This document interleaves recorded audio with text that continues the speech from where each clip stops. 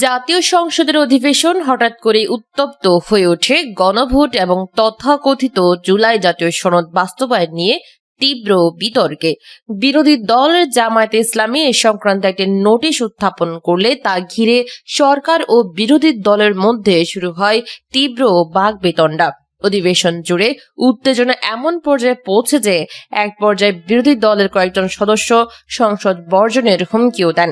অধিবেশনের শুরুতেই বিরোধী দলের পক্ষ থেকে দাবি করা হয়, জুলাই সনদ বাস্তবায়ন এবং গণভোটের ফলাফল কার্যকর করার বিষয়ে সংসদে জরুরি আলোচনার প্রয়োজন। তারা অভিযোগ করেন, সরকার ইচ্ছাকৃতভাবে বিষয়টি এড়িয়ে যাচ্ছে এবং জনগণের রায়কে অগ্রাহ্য করছে।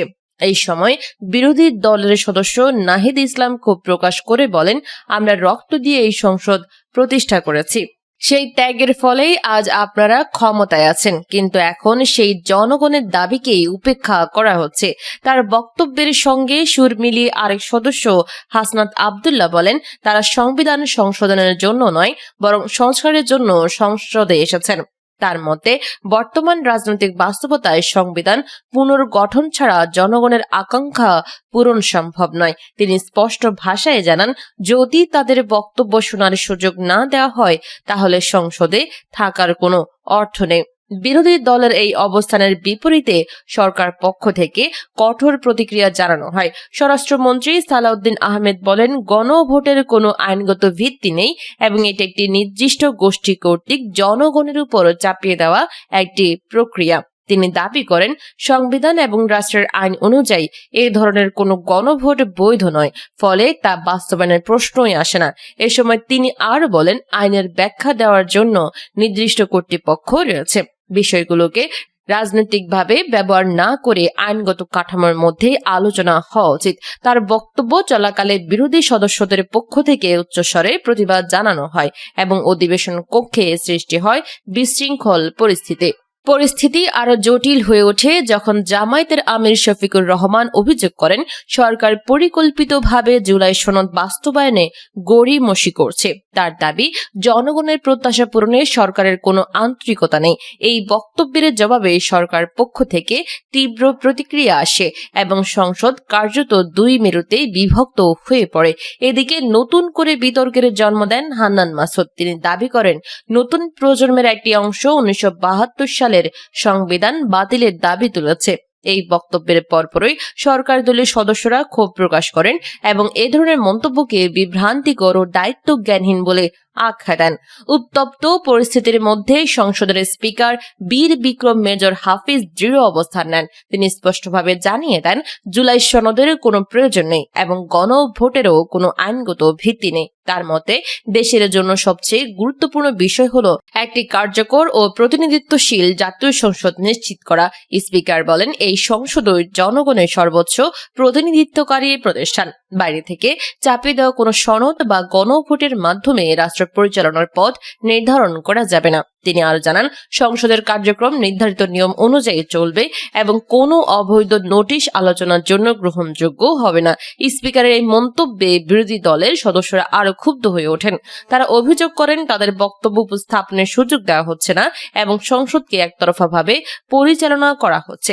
এ সময় নাহিদ ইসলাম ও হাসনাত আব্দুল্লাহ স্পিকারের দৃষ্টি আকর্ষণ করে মন্তব্য দেওয়ার জন্য মাইক চান, কিন্তু পরিস্থিতি নিয়ন্ত্রণে রাখতে স্পিকার বারবার তাদের বসে যাওয়ার নির্দেশ দেন। অধিবেশনের শেষ দিকে পরিস্থিতি কিছুটা নিয়ন্ত্রণে এলেও রাজনৈতিক উত্তেজনা থেকে যায়। সরকার ও বিরোধী দলের মধ্যে পারস্পরিক অবিশ্বাস এবং মতপার্থক্য স্পষ্ট হয়ে ওঠে পুরো ঘটনায়। গণভোট ও জুলাই সনদ নিয়ে এই বিতর্ক যে ভবিষ্যতে আরো বড় রাজনৈতিক ইস্যুতে পরিণত হতে পারে তা স্পষ্ট হয়ে গেছে এই অধিবেশন থেকেই। 6 মাসের মধ্যে স্থানীয় নির্বাচনের দাবি এনসিপির। আগামী 6 মাসের মধ্যে সিটি কর্পোরেশন, উপজেলা ও ইউনিয়ন সহ স্থানীয় পর্যায়ের সব নির্বাচন সম্পন্ন করার দাবি জানিয়েছে জাতীয় নাগরিক পার্টি। রোববার দলটির কেন্দ্রীয় কার্যালয়ে 5 সিটি কর্পোরেশনের প্রার্থী ঘোষণার আগে দলটির সদস্য সচিব আক্তার হোসেন 5টি দাবি তুলে ধরেন। এ সময় তিনি এ দাবি জানান। দাবিগুলো তুলে ধরে আক্তার হোসেন বলেন, নাগরিকরা নানা ধরনের সেবা থেকে বঞ্চিত হচ্ছেন। তা আগামী 6 মাসের মধ্যে সব স্তরে স্থানীয় সরকার নির্বাচন সম্পন্ন করতে হবে। কোনোভাবেই উপজেলা পর্যায়ে প্রশাসক নিয়োগ দেওয়া যাবে না। বর্তমানে যেভাবে দ্বৈত দায়িত্বে কার্যক্রম চলছে সেভাবেই চালিয়ে নিয়ে নির্ধারিত সময়ের মধ্যে নির্বাচন দিতে হবে।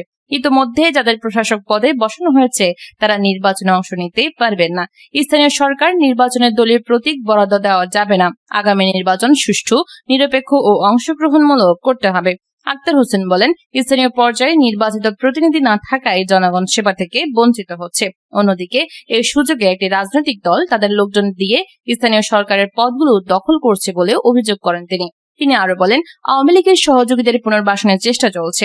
আওয়ামী লীগের সন্ত্রাসীরা কোনোভাবেই নির্বাচনে অংশ নিতে পারবে না বলেও মন্তব্য করেন তিনি। মোজাম্মেলের পাচারের টাকায় বেনজিরদের বিলাসী জীবন। পুলিশের সাবেক অতিরিক্ত ডিআইজি কাজী মোহাম্মদ মোজাম্মেল হক রাজধানীর অভিজাত এলাকা থেকে দেশের বিভিন্ন গুরুত্বপূর্ণ জায়গায় অবৈধ সম্পদের পাহাড় গড়েছেন, কিন্তু এসব সম্পদ আবার তিনি একা ভোগ করছেন না। এর ভাগ অন্য সহকর্মীদের মধ্যে বিলি বন্টন করছেন। তার সম্পদের ভাগ পাওয়া ব্যক্তিদের তালিকায় সাবেক প্রভাবশালী পলাতক আইজিপি বেনজির আহমেদ থেকে শুরু করে আরো বেশ কয়েকজন দুর্নীতিবাজ ও বিতর্কিত পুলিশ কর্মকর্তাও রয়েছেন।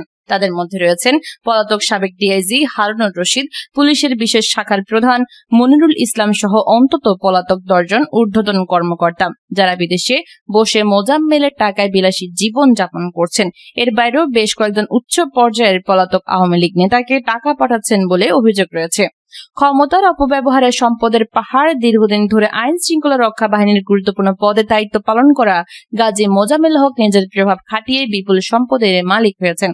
এই নিয়ে এর আগে গণমাধ্যমে ফলাও করে খবর চাপা হয়েছিল। এসব খবর পর্যালোচনা ও বিভিন্ন সূত্রে জানা গেছে, সরকারি দায়িত্ব পালনের আড়ালে তিনি গড়ে তুলেছেন এক অদৃশ্য সাম্রাজ্য।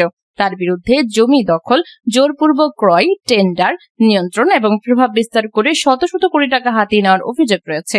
আরাকান আর্মির কবল থেকে 3 দিন পর মুক্ত 14 জেলে।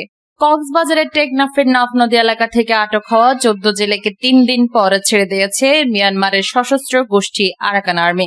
মুক্তির পর তাদের বাংলাদেশ সীমান্তে হস্তান্তর করা হলে বর্ডার গার্ড বাংলাদেশ সদস্যরা তাদের গ্রহণ করে। মঙ্গলবার রাত 10:30টার দিকে টেকনাফের শাহপুরীর দ্বীপের পশ্চিম পাড়া ঘাট দিয়ে তারা নৌকা সহ দেশে ফিরে আসেন। পরে বিজিবি তাদের প্রাথমিক জিজ্ঞাসাবাদ ও প্রয়োজনীয় প্রক্রিয়া সম্পন্ন করে পরিবারের কাছে হস্তান্তরের প্রস্তুতি নেয়।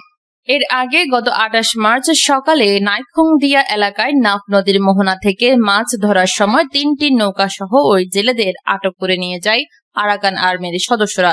সীমান্তবর্তী জলসীম অতিক্রমের অভিযোগে তাদের ধরে নিয়ে যাওয়া হয়েছিল বলে স্থানীয় সূত্র জানিয়েছে। মুক্ত হয়ে ফিরে আসা জেলে মহিউদ্দিন জানান, আটক অবস্থায় তারা চরম দুর্ভোগের মধ্যে ছিলেন। পর্যাপ্ত খাবার ও বিশ্রামের অভাব ছিল, তবে কোনো বড় ধরনের শারীরিক নির্যাতন করা হয়নি বলে তিনি জানান। টেকনাফ উপজেলা সিনিয়র মৎস্য কর্মকর্তা উম্মুল ফারা তাজকিরা বলেন, জেলেরা ফিরে এসেছে, এ তথ্য তিনি নিশ্চিত হয়েছেন। তাদের তালিকা যাচ্ছে এবং নিবন্ধিত জেলে কিনা তা পরীক্ষা করা হচ্ছে। বিজিবি সূত্র জানায়, জেলেদের কাছ থেকে ঘটনার বিস্তারিত তথ্য সংগ্রহ করা হচ্ছে। একই সঙ্গে ভবিষ্যতে নাফ নদীতে মাছ ধরার সময় আন্তর্জাতিক সীমারেখা মেনে চলার বিষয়ে জেলেদের সতর্ক করা হবে।